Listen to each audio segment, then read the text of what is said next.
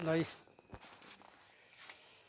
आज हाम्रो चाहिँ मेरो गार्डनको चाहिँ मिम साहबले चाहिँ गमलामा लगाएको यो बोडी भन्नुहुन्छ नि तपाईँले, यो गमलामा लगाएको यो यो माछाको चाहिँ उसमा लगाएको हेर्नुहोस् है, कति खाइयो। यो अलि भर्खर टिप्दैछ, यो अब सुक्छ, गेडा बनाएर खाम भनेर अन्त टिप्नु लागेको। यो हजुरले भन्नुभयो होला बजारदेखि लिएर चाहिँ डुप्लिकेट होला भन्नुभयो होला। यो हेर्नुहोस् है, हाम्रो ग्राउन्डमा छतमा लगाएको चाहिँ बोडी हो। यो कति खाइयो, कति चाहिँ पडोस पडोसले बाँड्यो। यो हरियो होला फेरि, लामो लामो हेर कति राम्रो छ कि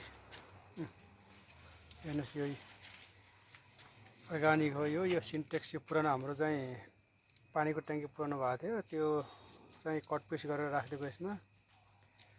यसमा राम्रो फलेछ यसमा। त्यो माछाको पिस पनि फलेछ। अनि कति घिर्मलाहरू त खाइयो। घिर्मलाहरू पनि हाम्रो चाहिँ सिजनमा चाहिँ उ गरियो। यतातिर हेर्नुहोस् है, यो हेर्नुहोस् है, यो लड्के छ। यो पुरै हो, यो गमलाकै हो। हेर्नुहोस् है, गमलामा फलेको चिज हो। यति लामो छ, कति खानु हो। अब कहिले चाहिँ यो परिवार, सानो परिवार, कहिले यो आलुसित मिसाएर खाने, कहिले चाहिँ प्योर यो खाने, कहिले घिर्मला खाने, कहिले करेला खाने। किन्नेको त मतलबै नहुँदो रहेछ।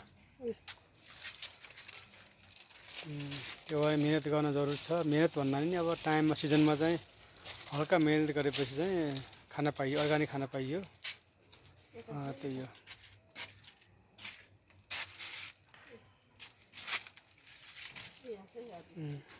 अरू हेर्नुहोस् है, कति लामो हो। त्यो लामो पनि यति लामो छ नि, हेर्नु त है।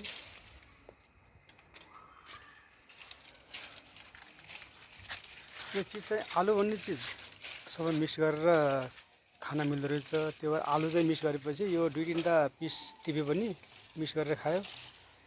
कहिले घिर्मला खायो। यसरी किन्नु पर्ने भन्ने एउटा हाम्रो चाहिँ अदुवा र लसुन किन्नुपर्छ। लसुन अरू चाहिँ तपाईँले पनि यहीँ हुन्छ।